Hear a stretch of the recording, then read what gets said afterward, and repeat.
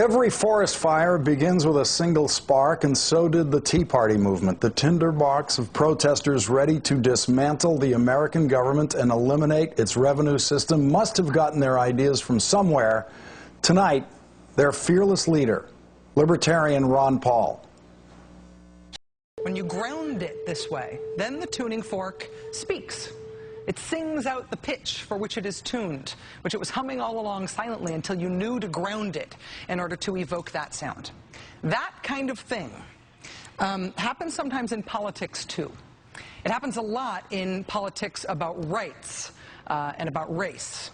There's intellectual motion, there's belief, there's strongly held, often surprising views that no one really wants to talk about, that no one really hears.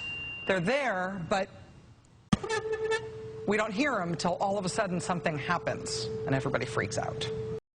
Let's get to the Civil Rights Act. On the 40th anniversary of the 1964 Civil Rights Act, you said this on the floor of the House.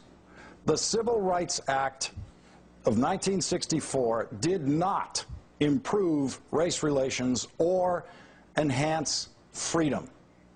Now, you were not subject to segregation before the 1964 Civil Rights Act, so is it possible that you don't know or you don't understand that the removal of segregation was in fact an enhancement of freedom for African Americans who were not allowed to drink from the same drinking fountain as you were, who were not allowed to patronize certain restaurants, who were not allowed to do all sorts of things? Their freedom was very sharply restricted by law until that law. So how can you say that it did not enhance freedom?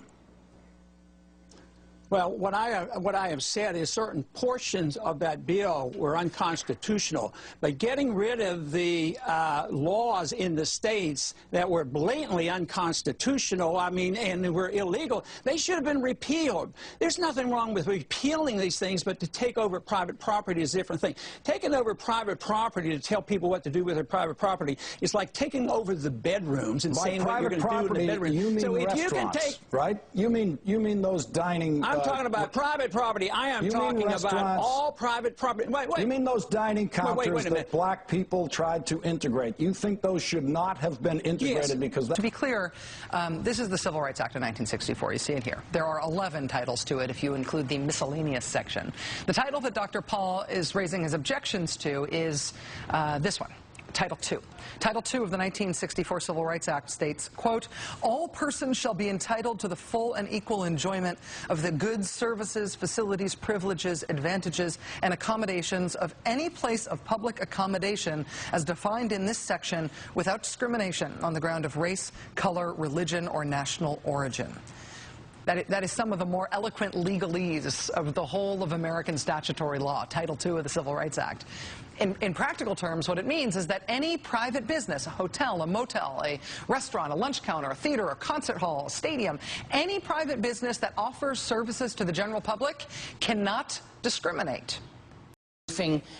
Books, and it was something that was in the congressional record that you inserted into the congressional record from June of 2004, and I wanted to talk to you about it. You said, contrary to the claims of the supporters of the Civil Rights Act of 1964, the act did not improve race relations or enhance freedom.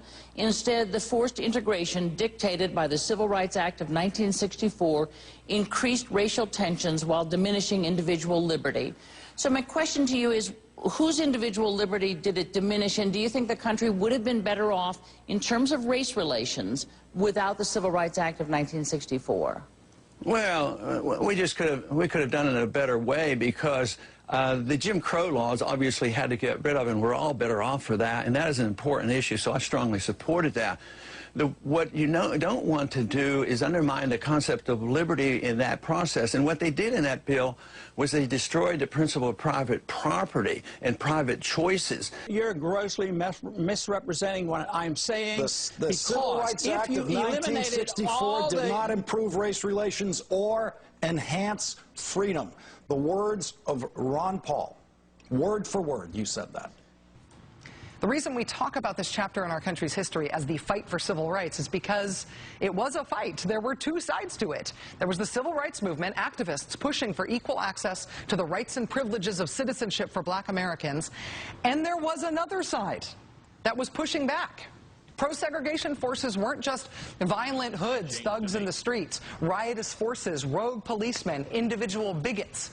The violence is what we all remember about that era, but there was also a very fervent intellectual and political side to the pro-segregation forces as well.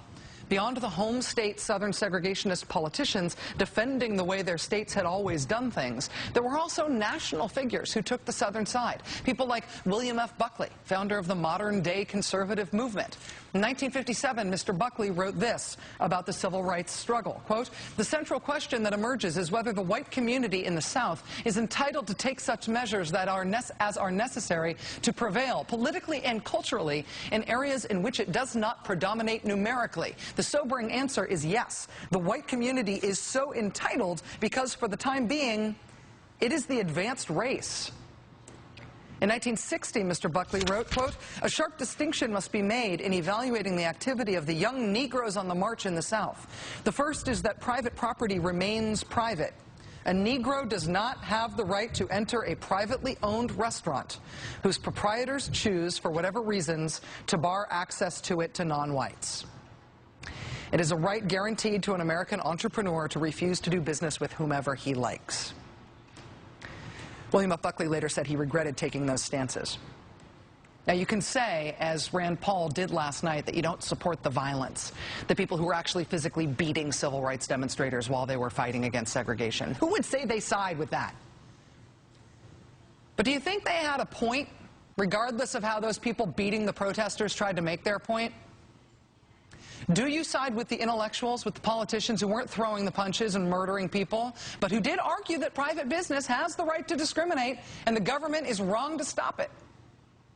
This isn't theoretical. This isn't a lifetime ago. This is modern American history. And apparently we don't all agree that when the federal government decided in 1964 that it would stop private businesses from discriminating, that was a good thing.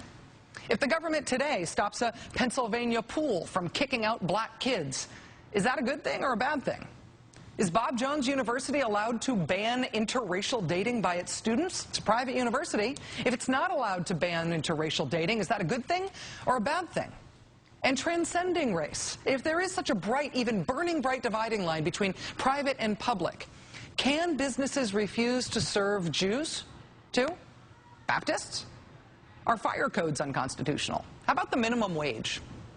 Does the government have the right to tell BP that it ought to use safety technology to prevent spills when it drills offshore? Is it an unconstitutional overreach to tell liquor stores they can't sell liquor to kids? Can the government inspect meat? Should it say you can't put lead in those pacifiers you're manufacturing? Libertarian is not a 5-syllable shorthand word for Republican. It is a really specific worldview about the appropriate reach of federal law in this country. And when you are auditioning for a role as part of the federal government's highest lawmaking body, which makes laws for everyone in this country, questions about what you believe is the appropriate reach of federal law ought to be expected. And the answers to those questions sometimes reopen debates that no one anywhere near the mainstream of American politics had any idea were still controversial.